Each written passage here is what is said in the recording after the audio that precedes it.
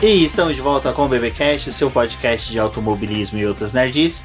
No episódio de hoje vamos falar sobre o GP de Sakhir, aquele realizado no anel externo meio ovalado do GP do Bahrein. Bom, e aqui comigo está a Débora Santos Almeida. Olá, amigos, sejam bem-vindos a mais este podcast.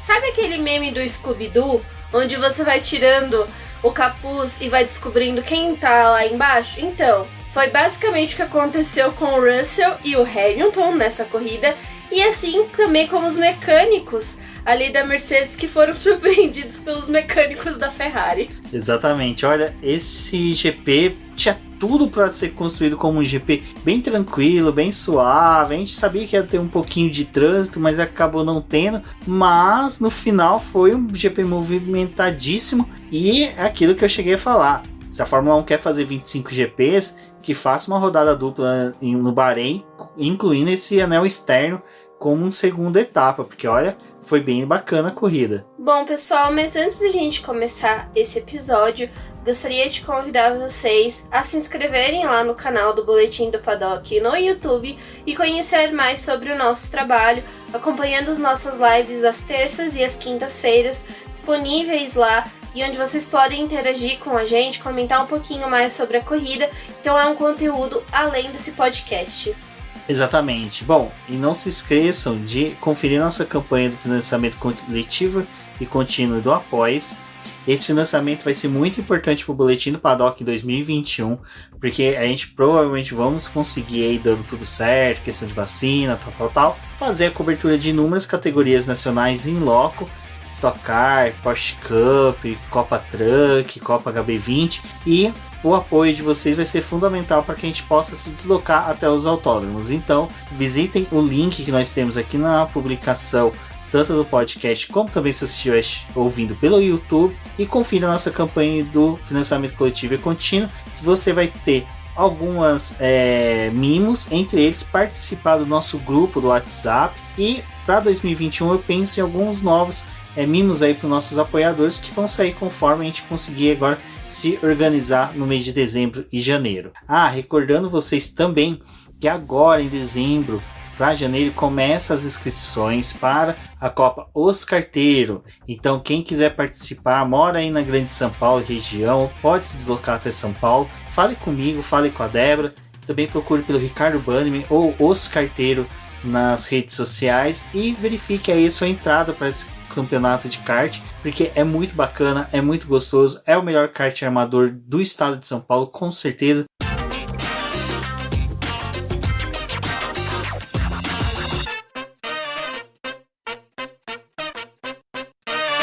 Bom, Débora, essa semana foi uma semana bem movimentada para a Fórmula 1, principalmente para você que trabalha e produz os textos do Boletim Paddock para a categoria. Nas nossas lives também a gente teve muito assunto para falar, então para quem perdeu as lives, vai lá no canal do YouTube do Boletim Paddock, confira. Mas resumindo, a gente conseguiu, falar de quase tudo, desde a chegada do Pietro Fittipaldi, a escolha do Russell, acidente do Romain Grosjean. Mas para este final de semana a gente estava naquelas expectativas de que o Russell conseguiria ser superior ao Bottas, haveria um conflito direto ali, mas já nos primeiros treinos livres a gente viu que o Bottas deu uma sentida na chegada do Russell. Eu acho que ninguém estava esperando que o Russell fosse chegar e de repente dominar, né? Ele é um piloto que todo mundo falava muito bem, que ele conseguia ter um bom desempenho, que ele era um destaque, principalmente nas categorias de base.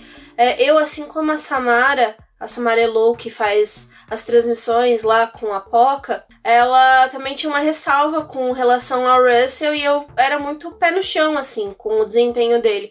Eu não acreditava nesse potencial, assim, de chegar e já começar a ter um bom desempenho.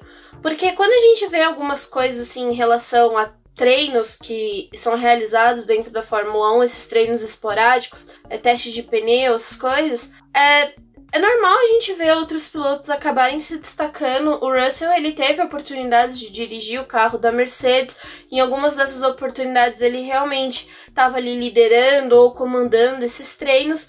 Mas fica difícil de saber, né? Porque nem sempre a gente tem como analisar o ritmo de corrida, analisar as voltas de classificação, esses treinos são meio obscuros, mas é claro que a gente fica bem feliz quando vê algum piloto ali que trocou, né, de carro, fazendo uma boa performance. Até ano passado, o Giovinazzi mesmo, ele realizou treinos com a Ferrari em que ele tinha resultados que a gente poderia dizer que era expressivo, mas também tudo dentro dessas condições que era difícil da gente realmente, né, testar essa grandiosidade desses pilotos. Então, quando o Russell foi confirmado, eu até fiquei com um pouco de medo, porque eu falei assim, ou vai dar muito certo ou ele vai estragar essa chance dele. E eu acho que por conta da animação, da vontade de realmente ir pra Mercedes, que ele tem esse desejo, né? Ele não deixa isso escondido, algo que tá muito presente. Ele sempre quer que a Mercedes coloque ele naquele carro, ele cobra um pouco da Mercedes ter essa oportunidade. Então, eu achava que, assim, ia ser um completo desastre em questão de performance. Mas, né, como muita gente falou aí, era a chance dele mostrar o que ele estava vindo fazendo na Fórmula 1. E com os resultados dele da Williams, assim, abriu uma expectativa, né? Afinal, um carro da Williams, ele estava conseguindo levar praticamente regularmente ao Q2, que outros carros ali tinham mais dificuldade, outros pilotos com mais experiência até mesmo do que ele. E realmente, Rumis, assim, chegou na sexta-feira, ele começou a sentir o carro já no primeiro treino, daqui a pouco ele tava virando volta rápida e assim, super confortável, realmente fazendo as voltas dele com um bom desempenho. Eu acho que foi nesse momento aí que a gente viu o Bottas sentindo um pouco, porque o Bottas estava tendo muita dificuldade para poder virar voltas que não tivesse nenhum erro, assim. Todas as voltas do Bottas tinham algum ponto muito caótico, principalmente ali na curva 8, onde não podia exceder os limites de pista. O Bottas estava sempre excedendo, tinha algum problema, tinha volta deletada, e isso acho que foi aumentando um pouco da confiança do Russell. Em todo esse cenário, acho que vale a pena ainda destacar uma coisa nessa performance do Russell, é que ele estava no carro de um piloto menor do que ele, que é o Lewis Hamilton, um carro que foi feito para o Hamilton, que foi completamente desenhado para ele, né, para poder abrigar o Hamilton. Sempre quando a gente fala sobre outros pilotos substituindo algum outro piloto, a gente tem que levar em consideração essas diferenças e fica muito mais complicado para um piloto que é maior do que o dono do carro, né, ser encaixado ali. Então o Russell teve que adaptar a sapatilha, teve que adaptar várias outras coisas dentro do carro para que ele de fato conseguisse entrar nele. Então assim, a gente teve toda essa manobra da Mercedes trabalhando muito bem para poder conseguir encaixar o Russell nesse carro, e o Russell também compensando a Mercedes. Apesar dessa dificuldade, talvez estar ali apertadinho no carro, ele conseguiu um bom desempenho. Então é claro, acho que o que a gente imaginava que ia acontecer se o Russell conseguisse ir melhor do que o Bottas, era o Bottas dar uma apavorada, né, com o desempenho do piloto. Exato, e é muito interessante toda essa dinâmica que foi a presença do Russell neste final de semana pela Mercedes, porque ele não deixou a desejar de todas as expectativas que a gente criou com ele. Eu falo que nos últimos 3, 4 anos que eu comecei a acompanhar bem mais a Fórmula 2, a antiga GP2, eu via o Russell fazendo corridas excelentes. Eu não lembro de uma corrida ruim dele. Eu lembro de resultados que ele não obteve vitória, mas não era aquela corrida em que você falou, pô, ele errou, ele foi péssimo. Não, eu não lembro, não me recordo. E o Russell, ele é sim um piloto excepcional, ponto fora da curva, como o pessoal gosta de falar. É uma esperança britânica aí para a sucessão do Lewis Hamilton, e a Mercedes pode ficar tranquila, porque quando o Lewis Hamilton sair, se aposentar, vai ter um jovem piloto sim que vai chegar. E isso eu acho que dificulta muito mais aquele diálogo que as pessoas estão tendo de a Mercedes tinha que dar logo o carro para ele. Eu já acho que não, eu tenho uma visão que compensa para a Mercedes ainda a situação hoje, o cenário da Fórmula 1 permite que a Mercedes ainda tenha Lewis Hamilton e Valtteri Bottas, e deixar ali o Russell ir amadurecendo e crescendo dentro da Williams, porque demonstrou que mesmo ele tendo um carro ruim no grid, participar do grid com um carro, uma jabiraca como é o da Williams, ele não perdeu o talento. Eu acho que ele amadureceu até mais. Eu vi um piloto muito mais maduro, até mesmo em questão de diálogo com a equipe. Até foi uma coisa que o pessoal comentou durante a transmissão, que a voz dele era uma voz de piloto calmo, ele não estava em nenhum momento histérico, sabe? Eu acho que se eu fosse ele na situação dele, ele estaria pirando por estar com o melhor carro do grid, enfrentando alguns contratempos que nem ele enfrentou. Acho que era justamente isso que muita gente temia, né? O quanto que pegar um carro bom agora e ele se ele ia ter esse controle emocional de guiar esse carro. E provou que tem, né? Ele tem muito controle, tem um domínio. O equipamento se provou muito bom para ele. E que talvez, assim, era esperado que ele ficasse, sei lá, em quinto, sexto, né? Fizesse melhor do que o Bottas fez na corrida passada no Bahrein. Ele mostrou que não, ele tava ali para poder realmente fazer o papel que a gente espera que seja feito por 2 pilotos da Mercedes, né? Continuar liderando. Então, assim, o Russell, ele tava ali para poder liderar, para poder estar com o Bottas. Ele não perdeu para Red Bull, que o Max Verstappen também, ele, desde a semana passada, assim, ele tá vindo muito forte. Ele é um ponto para a Mercedes ficar atento, porque sabe que quando o carro da Red Bull engata, né, vai muito bem. E o Verstappen, ele tem muito talento, né, também. E eu acho que o ponto de segurança também do Russell, assim, uma coisa que me surpreendeu, que isso eu de fato não esperava, ele liderou muito bem a corrida, estava ali conservando o equipamento dele. A gente viu até alguns diálogos muito semelhantes ao que o Hamilton faz com o pessoal da equipe, né, perguntando sobre pneu, perguntando sobre quando parar, o que fazer. Ele até acho que pediu pro Bono lembrar ele quando ele fosse fazer as paradas que o box da Mercedes era o primeiro, pra ele não se perder, né? Afinal, tá acostumado a parar no box da Williams, né? Que é o último, né? Ele pedia pra eles lembrarem ele. Então, assim, ele teve um bom desempenho, mas o que eu quero dizer é que algo que eu vi ele fazendo que eu não esperava era quando ele entrou ali na situação. Ele, quando pegou tráfego ali, que ele precisava realizar a ultrapassagem, naquela primeira parada ali, depois da confusão, né, onde a Mercedes devolveu ele na pista, que ele precisava realizar a ultrapassagem no Stroll, no Ocon, para poder chegar na segunda posição. Aquela ultrapassagem que ele fez no Bottas, assim, tipo, de dividir o carro e continuar apertando o Bottas e acelerar, não era algo que eu esperava que o Russell ia conseguir fazer, assim, com tanta consistência. E ele depois repetiu uma manobra meio que parecida com o Stroll também, não se importou em dividir e realizar essa ultrapassagem. Então ele estava mostrando que realmente ele estava tendo muito controle. Diferente de um cara experiente que é o Bottas, que já está há muito tempo na categoria, que também fez a mesma manobra, assim, se a gente pode dizer, que passou pela Williams e foi para a Mercedes. O Bottas, ele não estava tendo esse controle do carro, ele não estava, ele chegava no pessoal, ele ficou muito tempo para poder tentar realizar uma ultrapassagem no Stroll. Então, assim, mostrou um pouco da diferença dos dois. E o Russell, ele tava querendo se provar, né? Mostrar que ele tem capacidade de estar ali na Mercedes.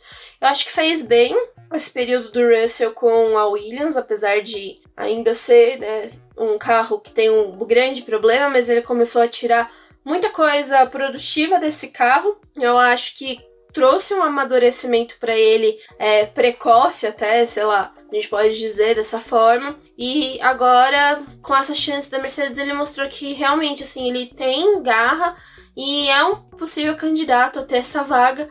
Eu acho que, talvez, assim, né, a gente continua falando, corrida após corrida, parece que a gente tá sempre repetindo o diálogo com relação ao Bottas, mas chega no momento que a gente pode ter, sei lá, 2 melhores pilotos numa equipe, né? O Lewis Hamilton e o Russell, sei lá, dividindo um carro. Acho que ia ser uma disputa bem interessante da gente ver.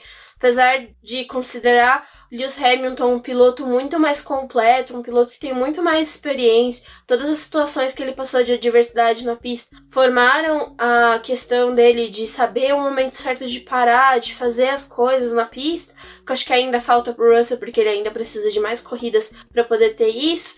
E se os dois estivessem numa Mercedes, eu ainda acho que o Hamilton ia ser superior ao Russell, mas acho que a gente teria uma disputa interessante aí na pista. Sim, e outra questão que a gente tá conversando depois da corrida, que para fechar essa questão do Russell, eu acho que o pessoal falando, o Russell já tem que ir pra Mercedes, seria interessante em 2021.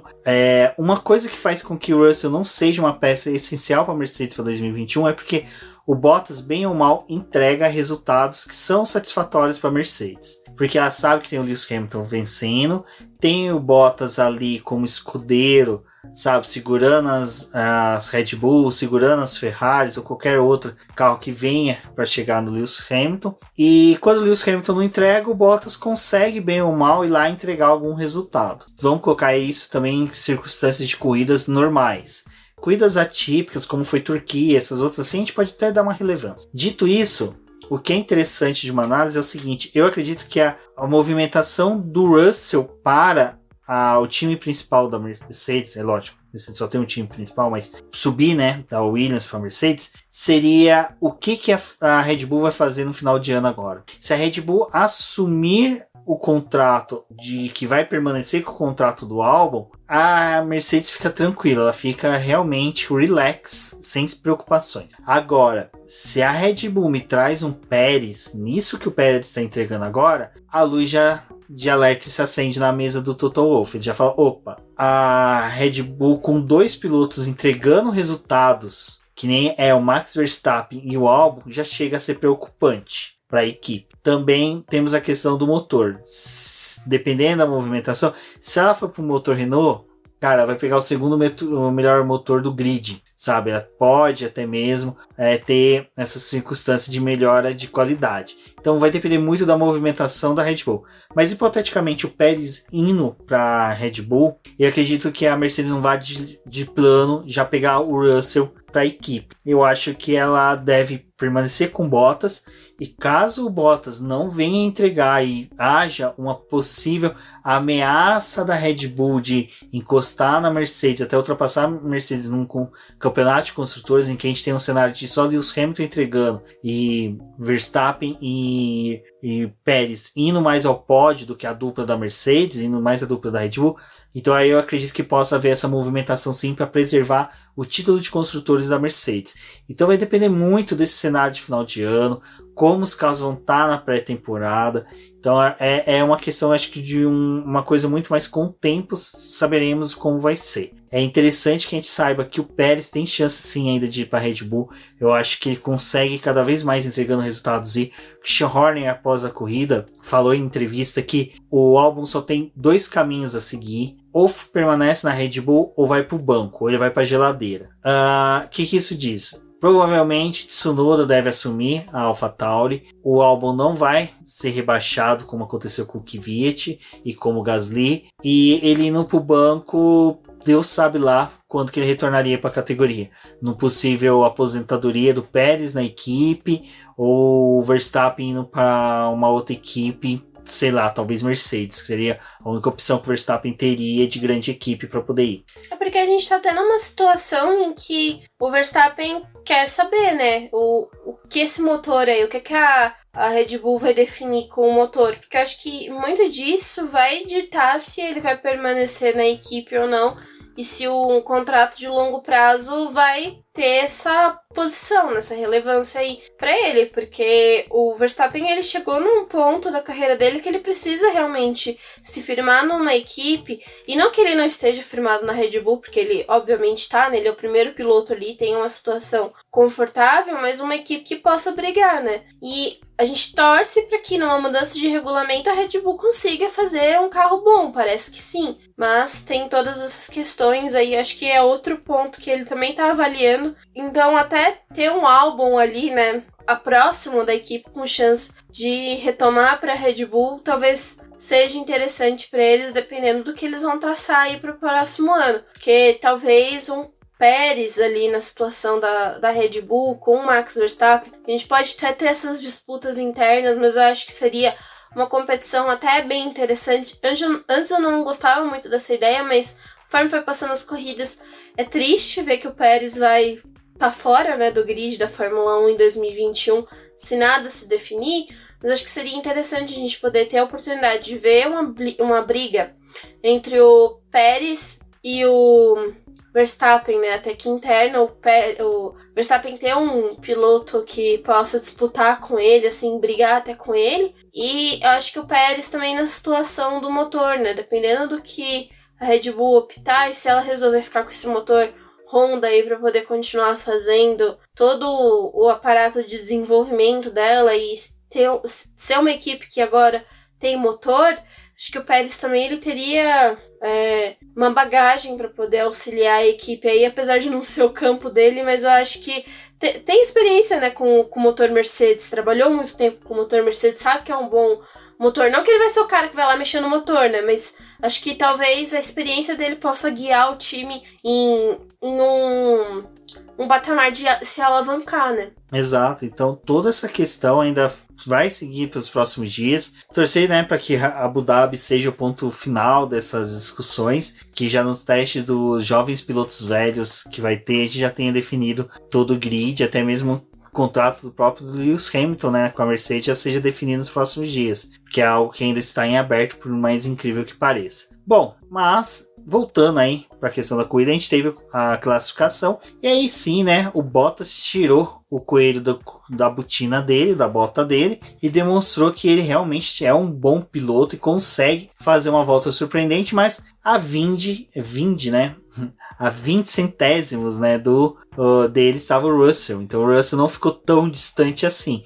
O meu parênteses maior durante o classificatório, eu acho que fica assim pro Pietro, que fez um excelente final de semana, já vinha demonstrando sim que tinha talento, que estava conseguindo fazer um bom final de semana, não ficou devendo nada pro Magnussen, sabe, os tempos dele foi bem próximos do Magnussen, e ele fez um jogo de equipe, ele deu vácuo pro Magnussen, sacrificando essas últimas 2-3 voltas dele final do treino. É lógico, ele não iria conseguir passar por um Q2, mas ele fez de tudo para o companheiro ter a melhor posição possível na largada. Isso foi reconhecido pela equipe, e para um piloto que almeja uma posição no temporada 2021-22, né, Débora? É interessante que ele tenha feito esse trabalho. O Pietro, ele chegou numa situação em que ele precisou herdar punições, né? A Haas precisou realizar a troca de alguns componentes do motor dele, então ele já ia cá com 15 posições, né? Perder 15 posições no grid. A gente sabe que a Haas não é um carro que estaria se classificando bem, brigando por pole, então obviamente ele ia largar da última posição. Isso de fato aconteceu e a Haas já sabia, né, que ia ter esse problema, então o Pietro ele foi utilizado para poder colaborar com a equipe e ceder, né, o vácuo para o Magnussen para poder auxiliar ele. Foi algo que funcionou porque no final das contas ali o Magnussen conseguiu uma 16ª posição, ele até herdou o 15º lugar do Lando Norris, que foi punido também por troca de componentes do motor. Então ele fez o trabalho dele, eu acho que é um piloto que mostra um preparo, assim, ele tem uma boa cabeça, uma boa leitura de corrida, uma boa leitura de pista. Ele sempre se mostrou solícito para a Haas, né? Sempre esteve ali muito próximo. Então eu acho que foi um trabalho muito bom que o Magnussen fez. Eu não esperava que, obviamente, ele fosse pontuar ou tivesse fazendo uma corrida muito diferente do que ele fez, até porque a gente sabe que a Haas não ia ter condições nenhuma.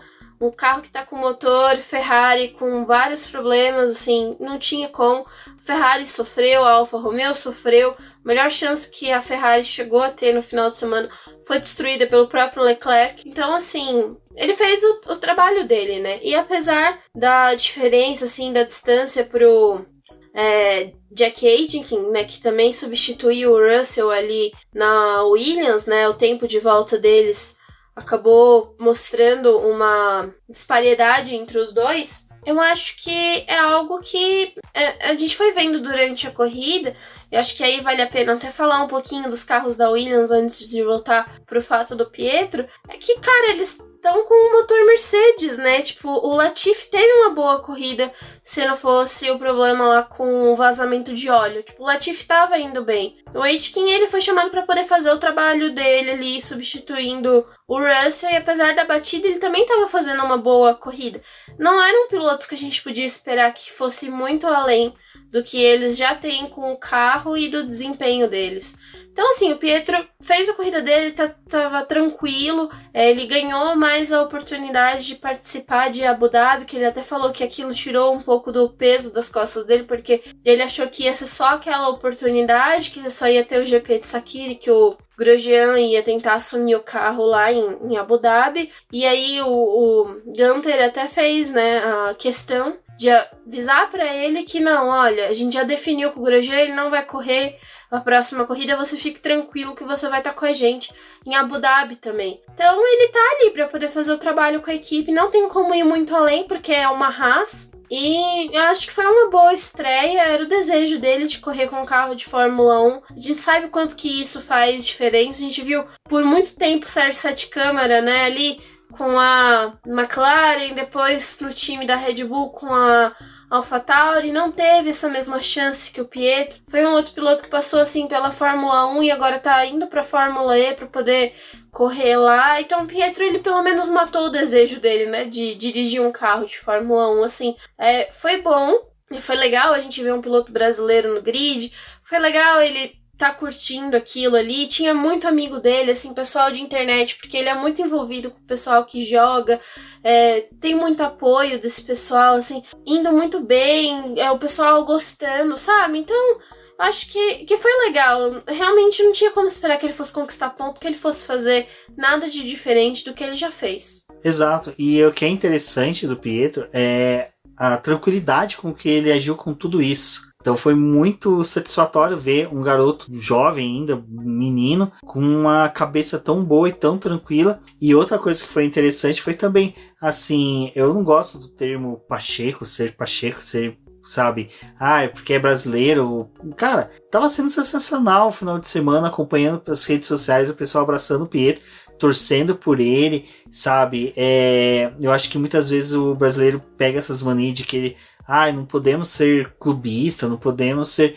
Cara, cada um escolhe a forma de torcer pela Fórmula 1 e eu acho que pela toda a trajetória que a família Fittipaldi teve, toda a trajetória que o Pietro teve, é interessante a gente dar esse apoio, essa torcida por ele. Então, acho que foi muito bacana todo final de semana e eu fiquei mega feliz. É lógico, guardado todos os respeitos, né? Vamos por assim, toda a questão do Romain Grosjean antecipar a aposentadoria dele, ir mais cedo para casa para se cuidar, mas é uma coisa que ele escolheu, ninguém impôs isso a ele. E ele até tava tentando, né? Ele saiu do hospital e começou a fazer os treinos físicos dele, tentando até recuperar um pouco ali de força na mão para poder guiar o carro. A gente sabe que principalmente a mão do piloto é muito utilizada, né? Não só para virar o volante, mas para poder fazer aqueles inúmeros ajustes que o carro tem.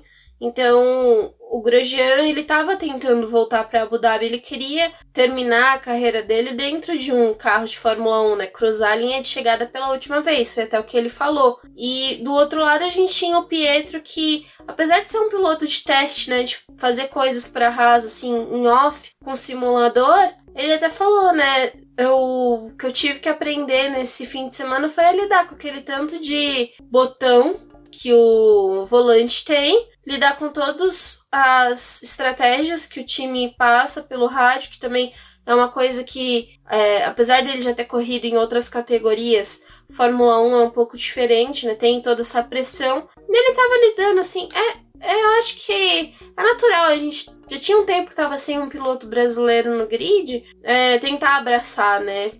Aproveitar essa oportunidade.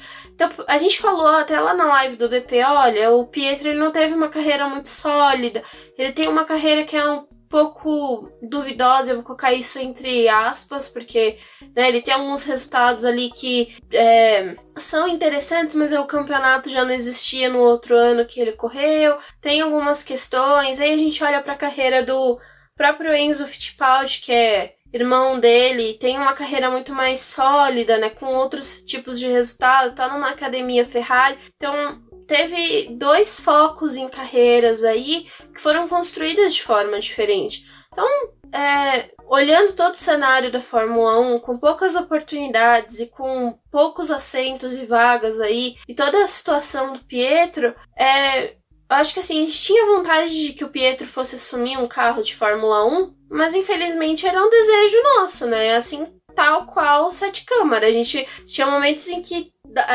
tinham entrevistas ali do Gil de Ferran exaltando o trabalho do Sete Câmara, que a gente fala, nossa, agora ele vai ser colocado na McLaren, né? Agora vai dar certo. E no final das contas não rolava, tipo, não ia além disso. Acho que o Pietro passou por algo muito parecido, só que num desafio assim um pouco mais até oculto por causa dessas coisas da carreira dele. Então foi a melhor oportunidade que ele teve. Não tinha como a gente querer que a Haas colocasse ele pro próximo ano. A gente tá tendo uma Ferrari que vai dar uma vantagem pra Haas aí em questão de peça e desenvolvimento.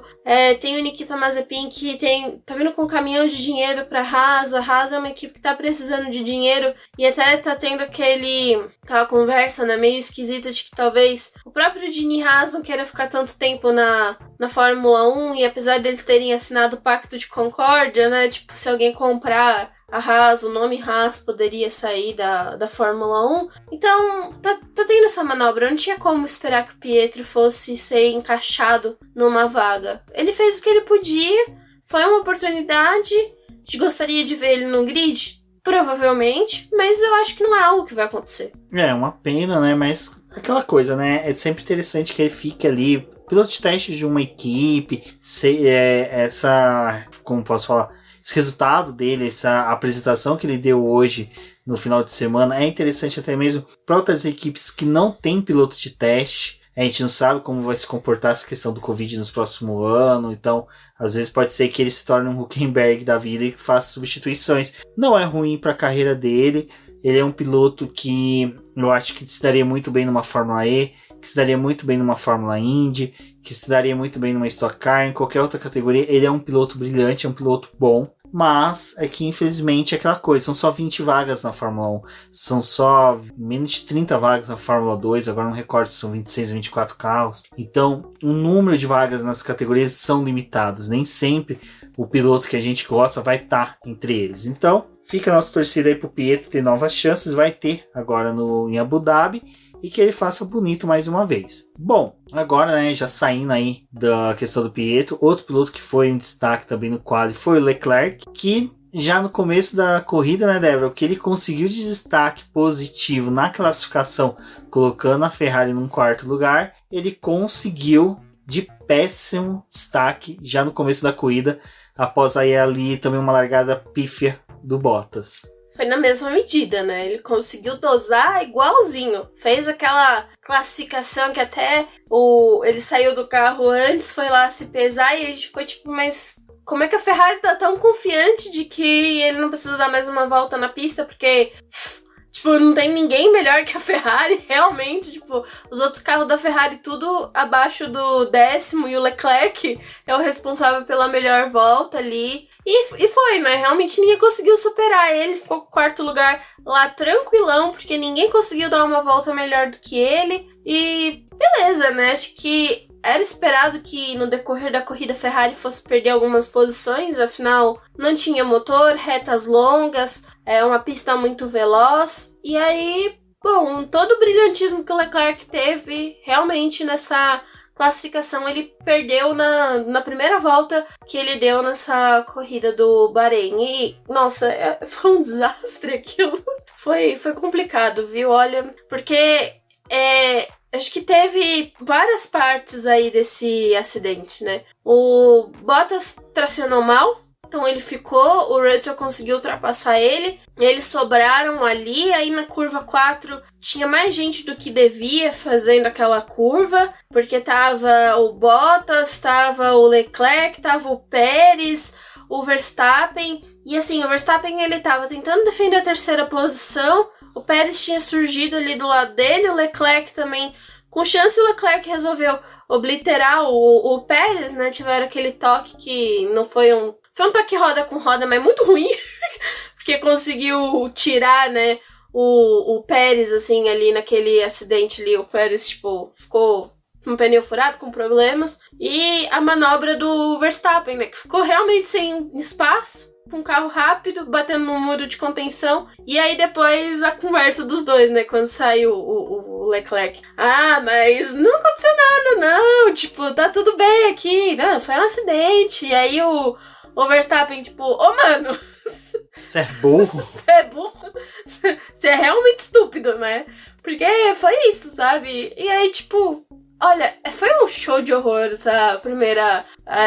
esse começo de corrida, e depois você olhava ali atrás, o Raikkonen rodando também, que... levantou fumaça no mesmo ponto que o Grosjean bateu na cerca.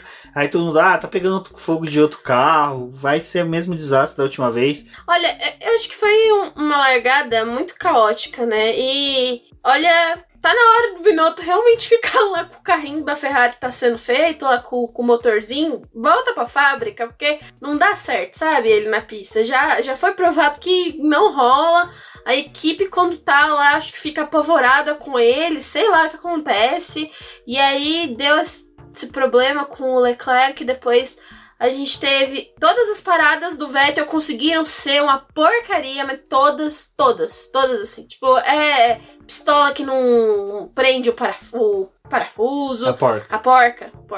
Eu não prende a porca. Coitada da porca do Vettel. E o pneu que não sei o que. E olha. Ai, Ferrari. Não, e é como você falou, começa com a lambança do Bottas, que o Bottas ele só tinha uma função hoje, só tinha um trabalho para ele fazer. Posso fazer uma largar coisa? E terminar à frente do Russell. Não era difícil, ele já tinha feito a pole. Uma coisa que eu queria falar na outra corrida foi, tadinho do Bottas, largou do lado sujo da pista, né? Não tinha como tracionar bem. Aí ele me larga do lado limpo da pista, que teve Fórmula 2 correndo lá, que deu uma emborrachada, e nem isso ele consegue fazer, não consegue largar, não consegue. Não sei o que acontece com o Bottas. E o pior é que é o mesmo piloto que teve aquela largada veloz, né? Aquela reação de largar que parecia uma queima de largada, mas na realidade não foi. Eu não sei o que aconteceu. Alguém botou o impostor no carro do Bottas. Não, eu acho assim, sério, eu vou indicar o meu sapateiro pro Bottas poder trocar esse solado dele, que realmente não tá tendo grip nenhum. Mas é como você falou, começa tudo com o Bottas tendo uma péssima largada, o Russell respondendo muito bem, Verstappen afoito ali, querendo a terceira posição, o Checo também querendo, né, disputar ali pela segunda posição, e o Leclerc querendo, ele faz boas largadas. O Leclerc, ele é indiscutível que ele faz muito boas largadas. Quantas vezes a gente não viu que ele nem chegou pro Q3, na primeira volta ele já estava entre os 10 primeiros. Você falava, cara, como o Leclerc conseguiu isso? Ele é muito bom de largada. Ele tem sabe, aquele tino de largar bem, conseguir ali. Parece que o carro da Ferrari com ele sabe aproveitar esse momento que os outros ainda estão saindo e consegue atingir uma velocidade máxima do carro muito rápido. Mas qual que era o ponto negativo disso tudo? Foi a cagada do Leclerc, porque ele simplesmente quase tirou o cara que ganhou a corrida, mas também o Pérez só ganhou porque o Leclerc fez aquele incidente cagada com ele. Então aquelas coisas que o Pérez não sabe se ele xinga o Leclerc ou se ele agradece. Então assim, o Pérez ficou em dúvida se dava uma medalhinha de Nossa Senhora do Quirupita pra ele, ou um São Judas Tadeu, qualquer uma medalhinha de algum santo assim que ele julgasse necessário. Mas a gente teve o Verstappen que, cara, ele garoteou também. Sei lá, eu acho que o Verstappen... O Verstappen ele tava na melhor posição, assim, confortável, porque a Mercedes não tinha o Hamilton e tinha o Bottas, que é suscetível a fazer algo errado. Então, assim, a briga dele era só tentar passar da primeira volta e depois começar a atacar a Mercedes. Tipo, era... Eu acho que ele nem precisava tentar decidir na primeira volta. Não, eu não tô falando que ele ia decidir na primeira volta, mas tô falando que se ele precisasse sobreviver à primeira volta, com o Leclerc do lado dele, porque aí é uma sobrevivência, e de fato conseguir, né, desenvolver para poder atacar as Mercedes, porque o tempo de classificação do Verstappen foi muito próximo da Mercedes, assim, tipo, ele realmente tinha potencial. Ele fez o T3 mais rápido, fez né? o terceiro treino livre mais rápido, ele fez também, acho que foi o segundo treino livre na frente do Bottas, ele terminou na segunda posição, o Bottas não tinha ido tão bem nessa sessão. Então, o trabalho dele tava meio que garantido, assim. E até mesmo se ele não conseguisse ganhar, né? Passar ali os carros da Mercedes, ele ia estar no pódio, tipo, tava meio que garantido, assim. Tipo, era um trabalho mais tranquilo.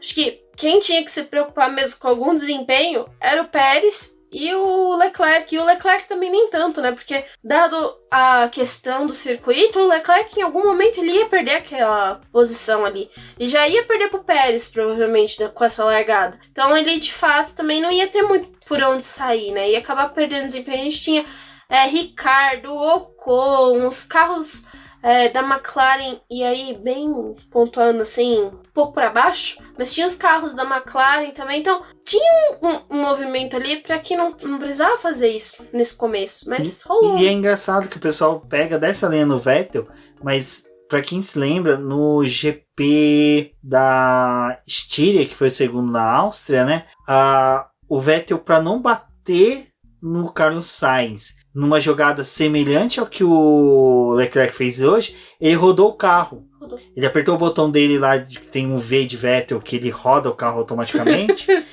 E ele rodou o carro pra justamente não bater no Carlos Sainz. E todo mundo desceu a lenha na época no Vettel, mas o Leclerc hoje simplesmente, sabe, fez aquela primeira curva ali, segunda, Ele terceira, fez quarta. Igual piloto amador que nem a gente faz no videogame.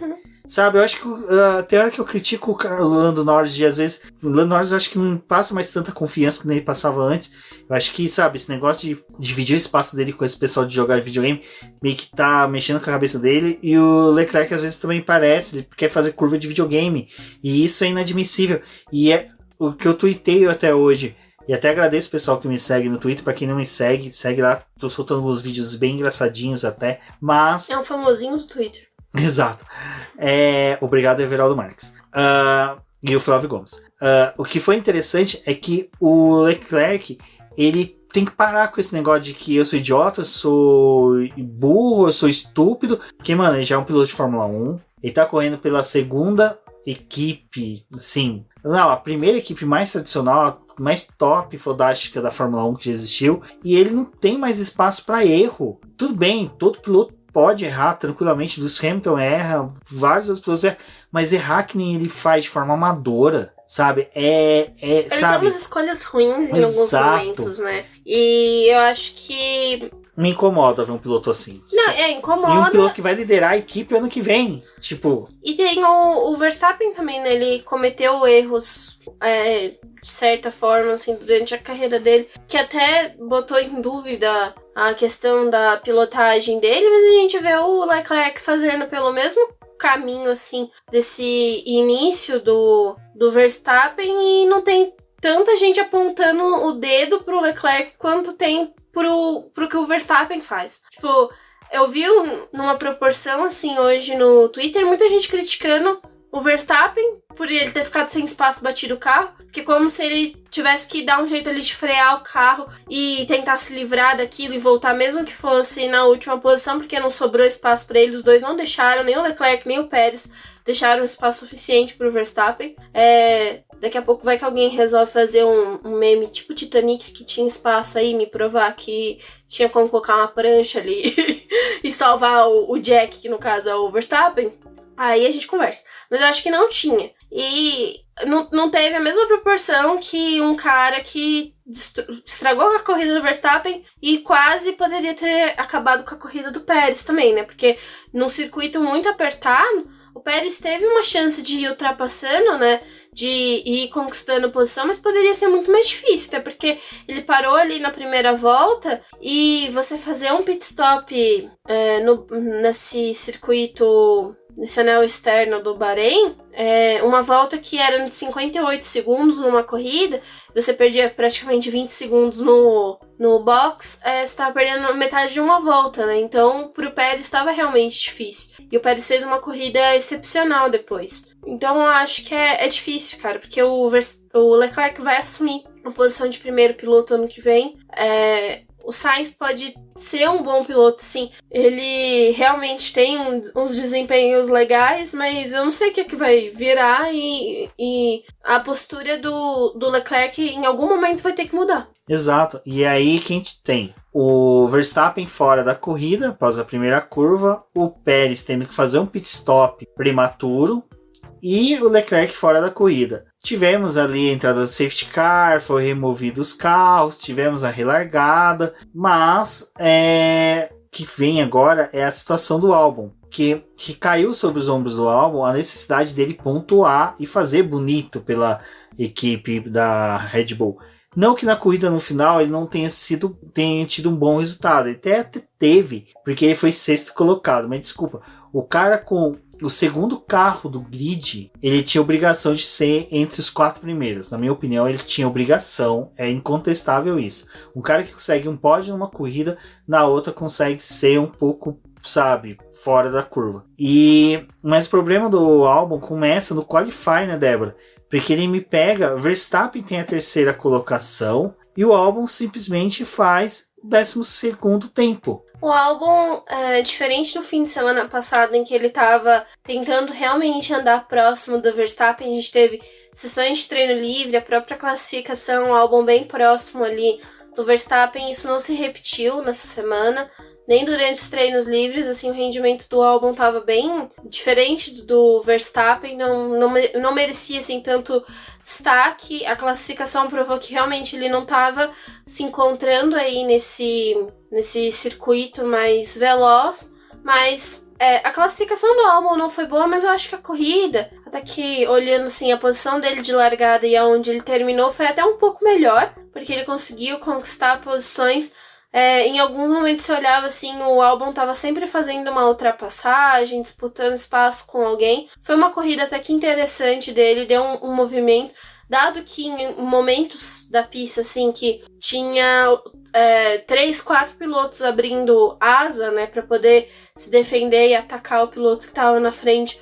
O Albon fez um trabalho até que interessante, mas aí você olha pro Pérez, que teve problema na largada, caiu para a última posição, recuperou tudo e ainda venceu a corrida, o desempenho do Albon não foi bom. E ainda mais comparado, aí eu vou comparar ele com o Pérez, porque é o cara que está sendo cotado para essa vaga da Red Bull.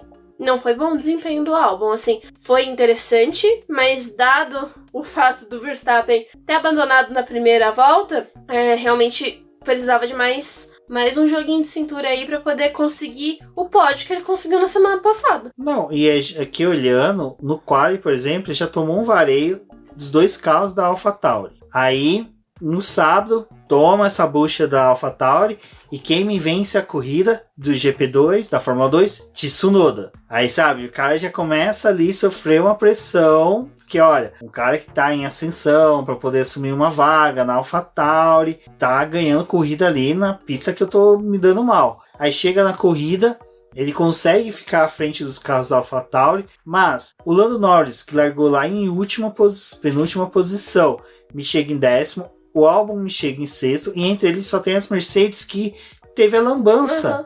Então, tecnicamente, o Norris chegou uma posição atrás dele. Então, assim, cara, não é um feito tão grande. O pódio dele teria que ter vindo nessa corrida, né? Era a resposta ao pódio da semana passada. Esse seria um bom pódio, assim, pra poder conseguir, seria essa prova.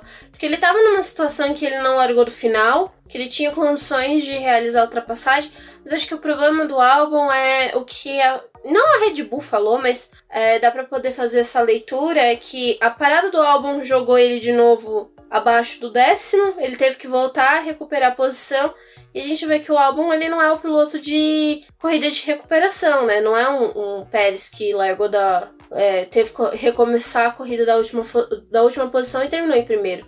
O Albon, ele não parece ser esse piloto de corrida de recuperação e não é tão confortável quando ele tem que realizar a ultrapassagem. Ele agora tá fazendo ultrapassagens, acertando mais do que aquelas épocas que ele partia e batia no outro piloto. Então ele tá tendo um desempenho melhor, mas a gente não vê, né? Quando é esse momento que ele precisa entregar pra Red Bull, meu companheiro de equipe não tá aqui, né? Dessa vez faltou. Exato, e é uma coisa que eu lembro de normalmente quando tem GP de Fórmula 1, depois que acaba o primeiro, segundo, terceiro livre, assim, alguma coisa assim, sempre tem alguma daquelas coisas da Sport TV de mostrar alguma daqueles especiais de Fórmula 1. Nesse final de semana passou bastante da Copersucar, mas antes passou até mesmo da primeira vitória do Barrichello, que o Barrichello fala que quando ele estava sozinho ali em Hockenheim, quem passou a falar com ele no rádio foi o Ross Brown, normalmente era o engenheiro dele, não o Ross Brown. Ross Brown fazia mais a parte do Schumacher. E ele começou a sentir a pressão. Mas o Rubinho, sob pressão, conseguiu vencer a corrida,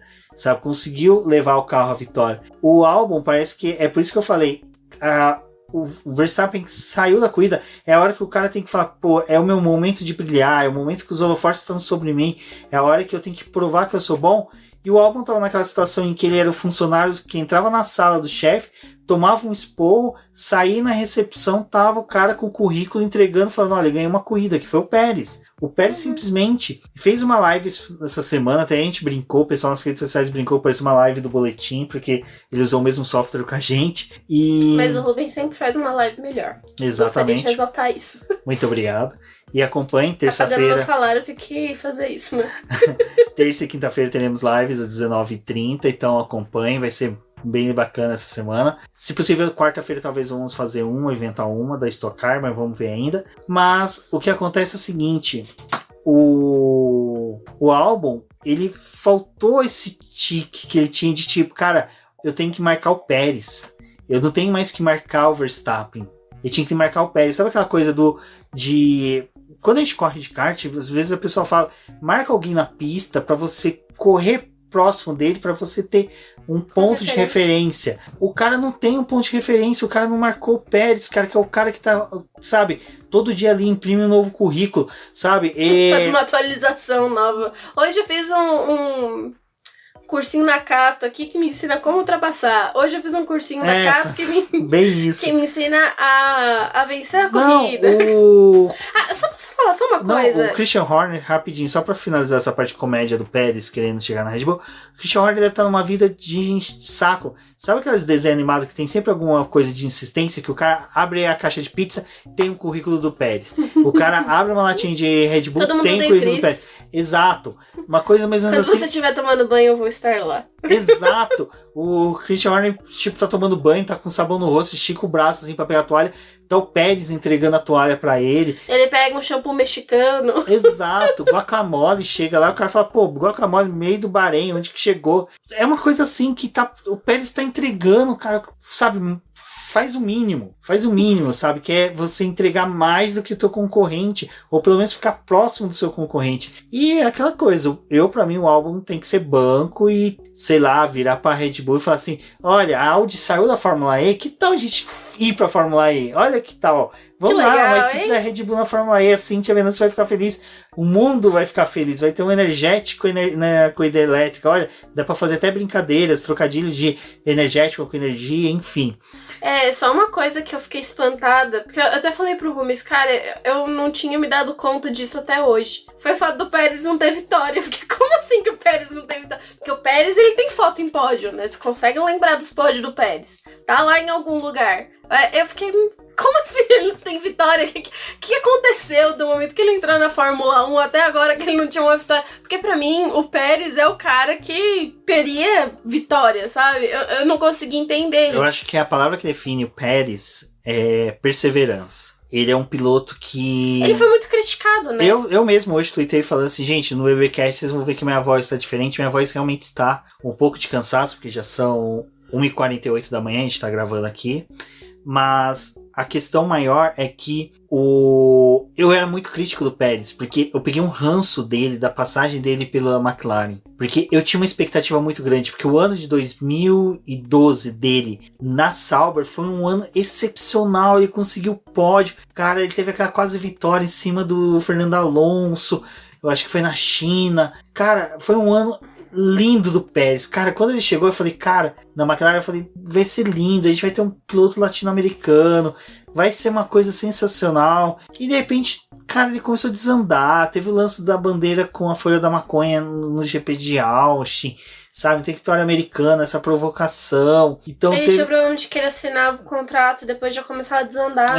Então, ele disputava a posição com o Button como se estivesse disputando posição de carrinho de bate-bate, de kart indoor. E assim, era gritante a falta de anseio que ele tinha pela equipe. Então eu peguei um ranço tão forte que depois ele... Ele fazia pouco caso com a McLaren, né? Sim, mas só que ele fazia excelentes corridas, não tinha como negar. O cara, ele consegue ter uma economia de pneus que...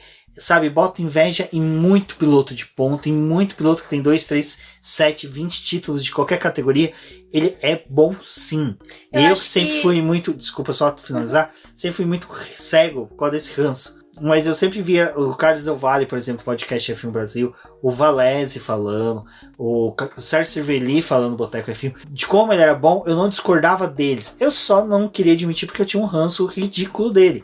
Mas hoje eu falo, hoje eu não tenho disso. E é uma coisa que eu quero ter com o álbum. Eu quero daqui 5, 6 anos tá gravando aí o BBcast de número 500, número 600, falando... Velocidade total.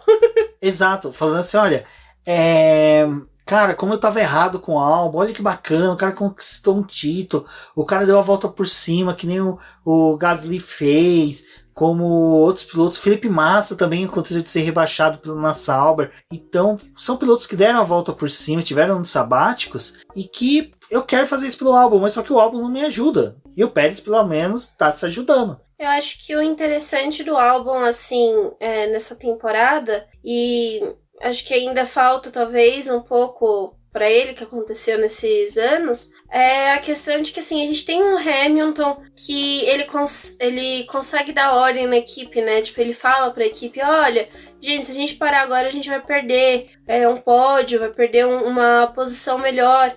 E o pessoal parece que ainda não escuta muito o Pérez. Até ali na própria Racing Point, a gente teve corridas, assim, que o Pérez questionou um pouco da equipe e aí a equipe, mas a gente tá na estratégia, vamos parar. Eles perderam pódios, assim, que esse não... O pódio da corrida passada não era o único, sabe? O pódio ali com o Stroll em Mugello também não era pra poder ser... Não, Monza. É Monza.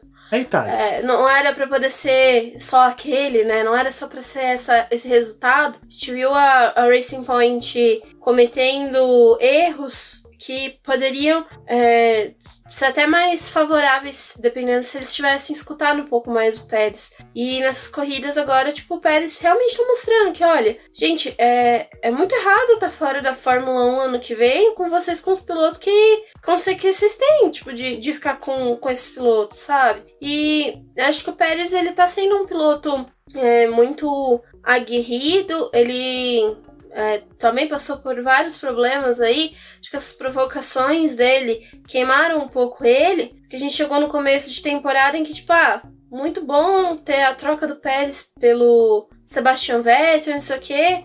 E aí agora a gente chega numa posição em que tem os outros pilotos ali que talvez não merecessem tanta vaga quanto o Pérez tá fazendo por merecer. E o interessante desse campeonato é que a gente teve várias nuances de corrida, porque final de semana passado a gente, falando no podcast, nossa, parece que realmente o Albon, apesar do que aconteceu, né, da circunstância do Pérez ter abandonado, conseguiu o pódio, parece que o Albon realmente agora ele vai entregar, que ele vai estar ali para poder brigar com o não brigar, mas tá andando ali com o Verstappen e tem a mudança de um final de semana pro outro, ele já vai mal, assim, é difícil de engolir um pouco desse resultado do Albon. E o Pérez, ele vindo numa constante, assim, de quarta posição, de estar nos pontos. O Racing Point teve uma queda num período ali dessa temporada também que tava figurando mais para baixo dos 10 do que na ponta dos 10, que nem eles começaram, mas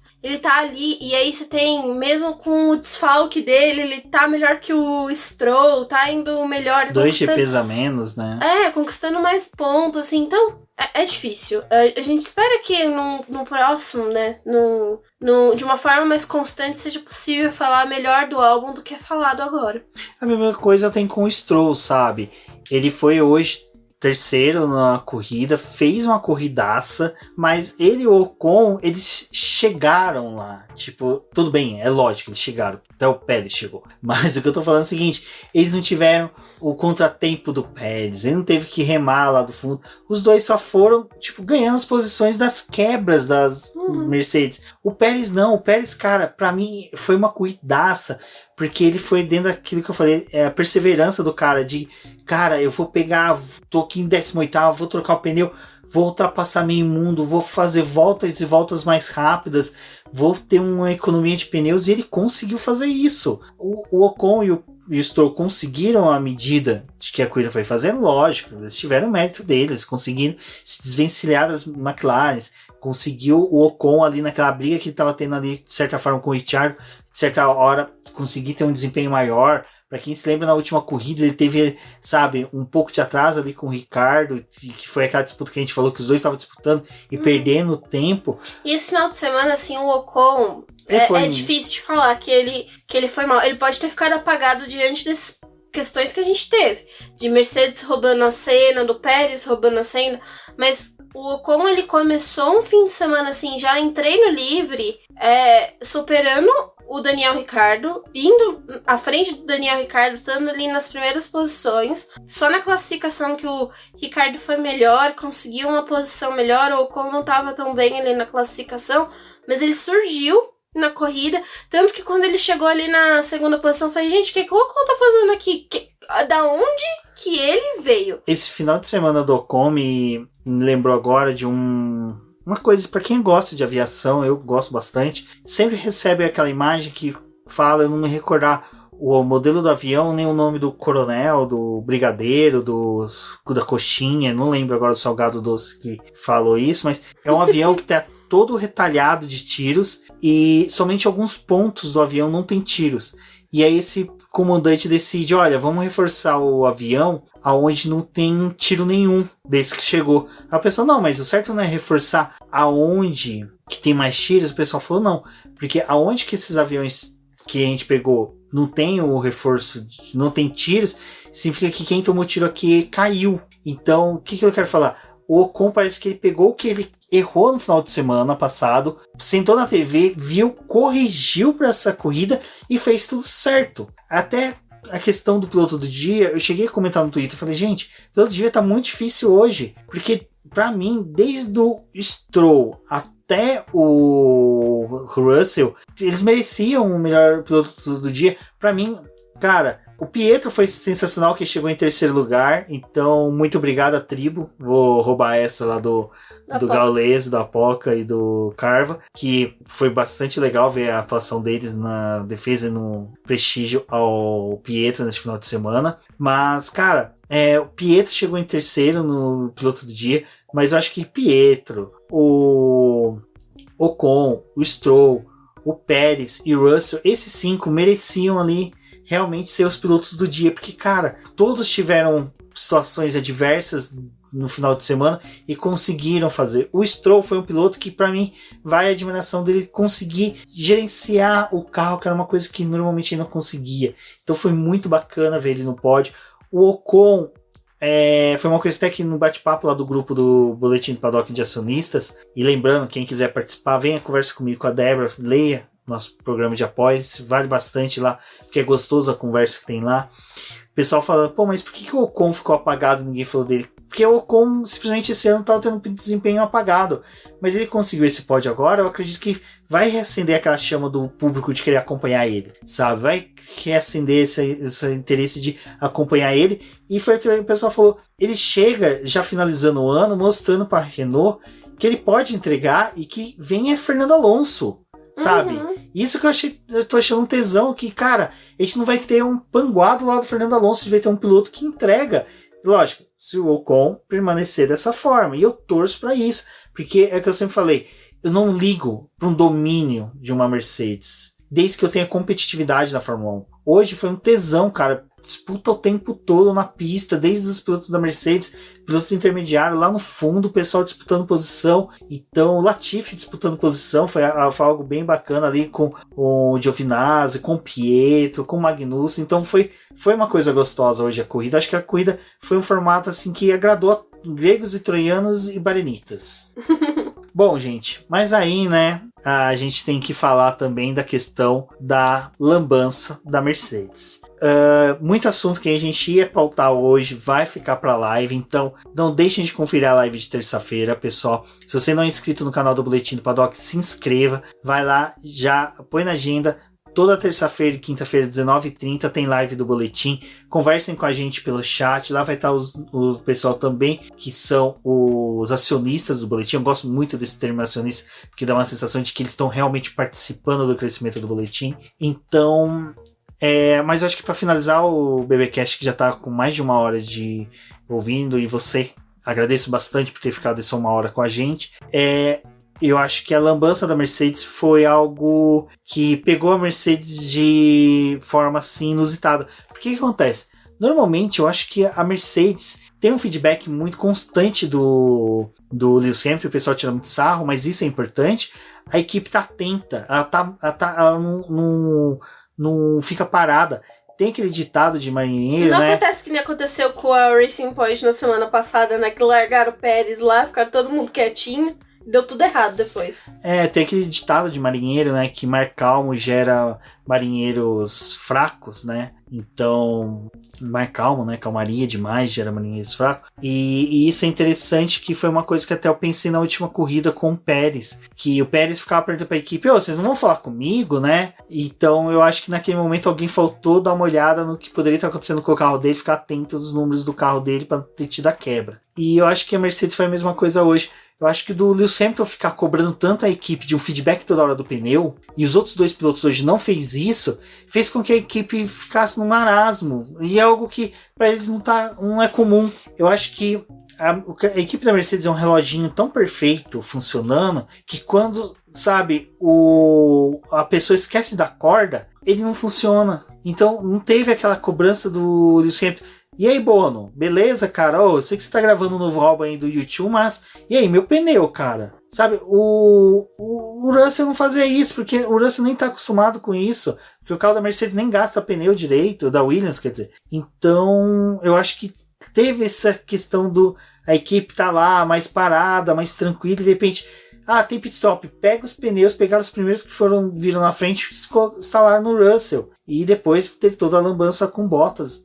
Por mim, eu acho que a Mercedes errou em umas circunstâncias que não eram para errar. E é uma pena que foi com o Russell e até com Bottas. Até com Bottas eu fiquei com dó. Porque a gente critica o Bottas, mas no final, o desempenho dele, o resultado dele ficou fora do pódio por causa de cagada da Mercedes. A questão ali da Mercedes foi o fato de ter um problema no rádio. Acho que, pelo que eu entendi, quando eles estavam passando instrução, o Russell falou alguma coisa, e aí a equipe ficou meio perdida, assim, e aí o que eles iam fazer era parar o Bottas, e eles não tinham ideia que o Russell tava na frente, né, que ele tava vindo pro box junto. E aí eles separaram os pneus que eram pro Bottas, e aí o Russell parou na frente e disse, tipo, mas gente, a gente tá sem os pneus do Russell aqui, a gente tá sem esses compostos pra poder colocar no carro dele.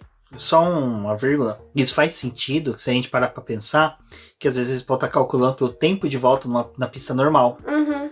O Russell, teoricamente, às vezes já teria passado do ponto, né? Então ele não iria conseguir parar mesmo parasse o Bottas. E aí aconteceu isso. Só que também nessa parada, como não era uma parada planejada, e aí a gente também viu outras equipes aproveitando o safety car para poder fazer as paradas, como não é algo esperado, aquilo ali fugiu do contexto, eles não têm pneu preparado realmente para poder fazer a parada. Era uma volta muito rápida. Então, tipo, ninguém estava preparado para poder fazer aquilo. E aí eles pegaram os pneus, levaram ali, quando eles viram, tipo, mas o Russell tá aqui. E aí eles instalaram, acho que, os pneus traseiros, e quando eles viram que o Russell já tava com os pneus traseiros, e eles tinham feito a lambança, aí o Russell já tinha ido pra pista. Que o Bottas também teve problema na parada dele. Um ponto interessante dessa parada do Bottas foi que quando ele parou, que eles viram que eles tinham feito merda, que o Russell já tinha voltado pra pista, eles retiraram os pneus que estavam errados, que não eram daquele conjunto, porque senão iam os 2 pilotos ficar com os pneus trocados.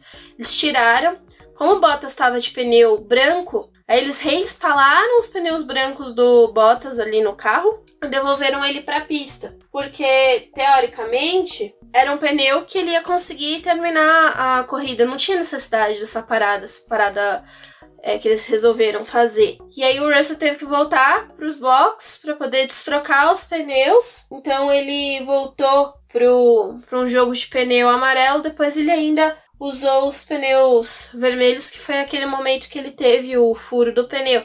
Então, assim, o que a Mercedes podia ter feito, que foi algo que era muito melhor, era ter partido da mesma estratégia que a gente tinha o Pérez fazendo. Pneu médio pro branco, era o que era esperado, e aí eles resolveram fazer essa parada que não fazia muito sentido para poder voltar para os médios e ir até o final da corrida. Bom, enfim, eles erraram, essa leitura que eles tiveram ali foi ruim. Eu até lembro da Rafa, do Garoto da F1, perguntando lá no Twitter, gente, mas em nenhum momento esses pilotos contestaram essa parada da Mercedes? Parece que realmente não teve, assim, tipo, uma pergunta de por que parar. Foi uma oportunidade, viu um safety car lá e resolveu fazer. E foi o que tirou a Mercedes fora do prumo, né, ali. Completamente, assim. Deu tudo errado. Essa parada que não tinha necessidade foi muito ruim pra eles. Então, eles foram de líder da corrida para poder terminar a prova com um 8º e um 9º lugar. Um resultado muito ruim, tendo em vista a prova que eles tiveram, e reagir a esse safety car, assim, não tinha necessidade nenhuma. A gente viu até a própria Ferrari fazendo mais uma parada pro Vettel, que também saiu muito errada, assim, muito... Nossa, péssima aquela parada também. O Bottas, eles foram encaixar o pneu e não ficava, e deu aquele problema com a pistola, eles viram o pneu trocado, assim... foi até uma coisa que eu falei, né? Mercedes nunca erra, mas o dia que ela erra pra poder realmente marcar que ela errou, que ela cometeu um erro muito, muito fora, assim. Tanto que a imagem que a gente tem ali dos mecânicos, tipo, tá acontecendo um negócio errado aqui, tipo, deu errado esse pit stop. E aí tem um mecânico que tá isolado, assim, que ele tá olhando, tipo, ele tá aparecendo de um Travolta, sabe? Tipo, o que tá acontecendo aqui? A Mercedes, os mecânicos, eles recebem o manual de como acertar. Tem tudo, né? Fizemos o pit stop bom, check. Fizemos a troca do pneu, check. Não deixamos a pastilha de freio superaquecendo no momento da troca, check. Aí quando erra, tipo, a gente não teve esse manual, a gente não teve essa aula pra poder lidar com erros, não existe. Mas é o que eu falei, a Mercedes, quando tudo dá certo, o erro se torna tão atípico para eles que eles não sabem como se comportar. Eu publiquei o vídeo no Twitter, com a música dos Trapalhões, e uma seguidora, esqueci o nome dela, até peço desculpa se estiver nos ouvindo, relembre para poder agradecer. Ela pegou, deu um screenshot e marcou um mecânico. O mecânico tá do lado, ele ficou, mecânico. Ele ficou num jeito bobo. Ele não sabia o que fazer, sabe, cara? E eu fico imaginando o Bottas olhando ali e falando, cara, que merda é essa que vocês estão fazendo? Porque por mais que seja o Bottas, sabe, tiraram o pódio dele. Então, assim, a gente... Tiraram o pódio da dupla, né? Isso foi o pior. E, assim, o Lewis Hamilton vendo isso do quarto e falar, meu Deus, cara, o que tá acontecendo? Eu acho que, assim, o Toto devia mandar mensagem no WhatsApp do Bottas falando, mano, não vou responder você. Não vou responder você nem a pau. Vou descansar aqui, me recuperar, porque não dá, não. Olha, foi uma situação que a gente não espera ver uma Mercedes passando, né? Por isso que é tão marcante quando eles erram. Eles estavam numa corrida perfeita, assim, não tinha o que falar. Exato. E eu vou agradecer a todos que ouviram até aqui. Infelizmente a gente conseguiu se prolongar bastante, tem muito assunto. Então, como eu falei, vai ter a live, acompanhem. Tem que falar ainda de McLaren, AlphaTauri, que teve uma corrida também bem interessante. Exaltar mais uma vez o Pietro, porque nós sim vamos fazer isso, porque eu quero e eu acho que é interessante sim, eu revejo bastante. Às vezes eu falo uma coisa, vocês podem ver que às vezes eu mudo, porque eu gosto de ficar revendo muita coisa que eu falo, para ser sempre uma evolução, uma metamorfose ambulante sobre opiniões. E duas coisas que valem muita atenção nossa: Gianluca Petekoff foi campeão da Fórmula 3 regional, muito bom. Isso garante que a Prema, né, prometeu uma vaga na Fórmula 3 pro campeão dessa categoria. Então, cara, podemos ter aí, ó, Gianluca Petekoff na Fórmula 3, vamos acompanhando. E uma briga com o irmão do Charles Leclerc, o Arthur Leclerc. Então, aí, gente, ó, olha que coisa boa. E também tivemos esse final de semana a final da Fórmula 2, antes do GP disso aqui, que, cara... Nesse momento eu pude torcer. Mick Schumacher, campeão, foi lindo. Não fez uma corrida boa, infelizmente, mas Tsunoda, Drogovic mandaram bem na pista, correram muito. Então, se vocês querem que o Boletim do Paddock fale sobre as categorias de base, conversa com a gente nas redes sociais, comenta, mostra os seus rostinhos pra gente, marca a gente nas redes sociais quando vocês compartilhar o que estão ouvindo o boletim do BBcast. Se você está ouvindo pelo Spotify, você pode ali compartilhar nos seus stories, marca a gente, é interessante que a gente vai batendo papo. A galera que faz isso, a gente sempre está trocando feedback ali para melhorar cada vez mais. E se tudo der certo, 2021 vai ser muito diferente. Estamos aí rumando pro final da temporada, final do ano, então vai ser um começo de ano aí bem diferente, bem gostoso, e com vocês fica melhor ainda. Bom, eu sou o Rubem GP Neto, agradeço a todos que estiveram por aqui. Um forte abraço e até a próxima. Eu sou a Débora Almeida, agradeço vocês que escutaram o episódio até aqui. Acompanhem a gente nas redes sociais, como Boletim do Paddock, no Twitter como @diznoboletimq. Conversem com a gente nas redes sociais, o Rubem já pontuou isso muito bem. E estejam aqui com a gente apoiando o nosso trabalho, que apesar do encerramento da temporada, acho que ainda tem muita coisa para poder falar. A gente quer fazer alguns episódios especiais para poder falar mais sobre as categorias, falar como é que foi o desempenho desse ano, acho que fazer um review das equipes seja interessante. E apareça lá no nosso YouTube para poder participar das lives, dar a sua opinião, contribuir com a gente. Se inscreve lá no canal, que é muito importante. A gente já tá próximo de atingir os 1000 inscritos. A gente teve muito apoio ali do próprio Del Valle, que faz o podcast F1 Brasil. Ele sempre recomenda a gente nas lives dele. A gente também gostaria de recomendar o trabalho dele. Acredito que se você está escutando o Boletim do Paddock, já conhece o trabalho dele, mas se não, se por algum momento você perdeu aí esse podcast que era maravilhoso e tá lá no YouTube contando muita coisa da Fórmula 1, um trabalho muito bom. Passem lá, também se inscrevam no canal do Del Valle para poder conversar, e muito obrigado pelo apoio de vocês. Até uma próxima. Ei, não desligue ainda não, temos um recadinho para você. Você conhece o nosso programa de financiamento coletivo e contínuo do Apoies? Ele funciona da seguinte forma: mensalmente você contribui com um valor para o Boletim do Paddock, e com este valor nós revertemos em edição e publicação dos podcasts BBcast, dos vídeos no YouTube e na produção das lives, bem como auxilia no desenvolvimento e no crescimento do site e também da nossa divulgação nas redes sociais, além de uma recompensa que é participar do nosso grupo do WhatsApp do Boletim do Paddock, onde que você terá um acesso mais ilimitado a todos os membros do Boletim, bem como você vai poder ter participações no BBcast, nas lives do Boletim do Paddock. Então fiquem ligados nas publicações do BBcast e também nas lives do Boletim do Paddock no YouTube. Bom, agora segue a lista dos nossos queridos apoiadores, aqueles que auxiliam o Boletim do Paddock através da plataforma de financiamento coletivo e contínuo do Apoia-se. E são eles: Ricardo Bannerman, Maia Barbosa, Elezer Teixeira, Luiz Félix, Arthur Felipe, Rafael Celone, Will Mesquita, Antônio Santos, Rogério Froner, Helena Lisboa, Cássio Machado, Carlos Del Valle, Bruno Valle, Eric Nemes, Bruno Shinozaki, Alberto Xavier, Will Bueno, Ricardo Silva, Beto Corrêa, Fabrício Cavalcante, Arthur Apóstolo, Sérgio Milani, Melquiades Veloso, Micael Souza, Ezequiel Bale, Cineu Messi, Rafael Arilho, Rafael Carvalho, Fábio Ramiro, Lauro Vizentim, Maria Ângela, Thaís Costa, Rafa Catelan, Gia Casalec, Carlos Eduardo Valese, Tadeu Alves e Paula Barbosa. Muito obrigado a todos vocês que apoiam e financiam o Boletim do Paddock. E agora sim, vocês finalizaram, e agradeço muito por terem ouvido o BBcast. Não esqueça de compartilhar e chamar seus amigos para ouvirem o Boletim do Paddock nas plataformas disponibilizadas. Um forte abraço e até a próxima.